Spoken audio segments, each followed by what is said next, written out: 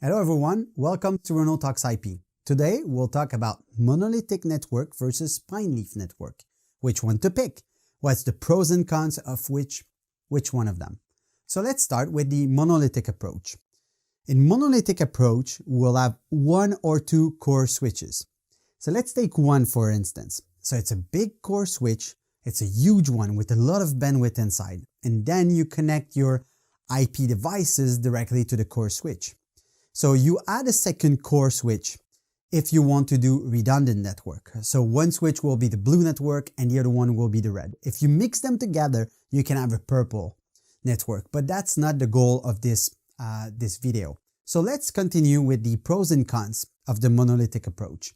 So one pro, in fact, the biggest one is the bandwidth. The bandwidth is not limited inside. It's a huge number of terabit per second that you can carry around.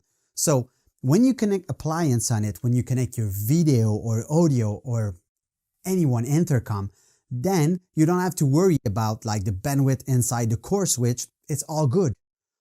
One con though is if you want to add like ports, if you have line cards, it's possible. When you run out of line card, you're in trouble because you have to change the entire core switch, which is really expensive and usually it's pretty big.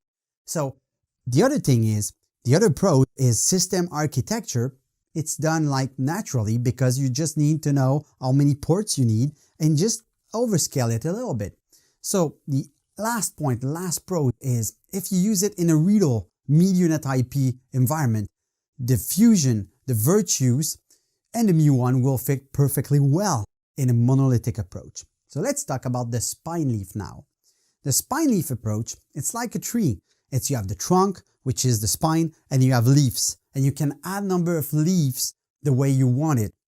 You will have two core switches to do redundancy, same thing, and you will add spine leaves, and you can have multiple spine leaf if you want also do redundancy.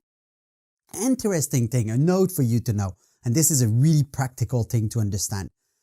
When you add a switch, so let's say you add a leaf, you will add a delay of 5 microseconds inside the switch. So follow me here.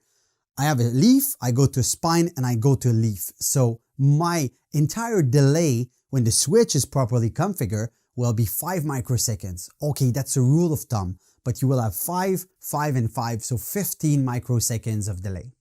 So what's the pros and cons of spine leaf? Pro is you can scale from a small network to a huge one if you want to add number of leaves, and you can add number of spine, and you can also add the layers on top. So one thing, the con is you have to make sure your network design is carefully done because you might run out of bandwidth between the leaf and the spine, and this is not good. So the other pro is that the fusion, the virtues, and the mu1 will work really well also in the spine leaf. And the virtue 48 can be connected directly in the spine, same as virtue 32. So those two products can be connected directly in your core. So I hope this was useful. And I think the thing to remember the most is this 5 microseconds when you cross a switch on the delay side. I hope this was again, useful, and I hope you like watching it. So for more information, please visit riedel.net, and thank you very much for watching. Thank you.